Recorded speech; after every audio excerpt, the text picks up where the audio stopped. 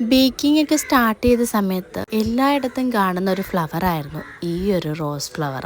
Whipping cream വെച്ചിട്ട് ചെയ്യുന്ന ഈ ഒരു ഫ്ലവർ അന്നത്തെ സമയത്ത് ഭയങ്കര ട്രെൻഡിങ് ആയിരുന്നേ. പക്ഷേ എങ്കിൽ ഇപ്പൊ ഈ ഒരു ഫ്ലവറിന്റെ കാര്യമൊക്കെ എല്ലാവരും മറന്നു പോയിട്ടുണ്ട്. കസ്റ്റമർ ഇപ്പൊ നമുക്ക് റെഫറൻസ് പിക്ചർ തരുമ്പോൾ ഈ ഒരു ഫ്ലവറും അല്ലെങ്കിൽ വിപ്പിംഗ് ക്രീം കൊണ്ടുള്ള ഒരു ഡെക്കറേഷനും കാണാറില്ല. എല്ലാവർക്കും ഇപ്പം ഫോണ്ടന്റും അതേപോലെ തന്നെ faux ball, artificial flowers, fresh flowers ഒക്കെ ആയിട്ടുണ്ട്.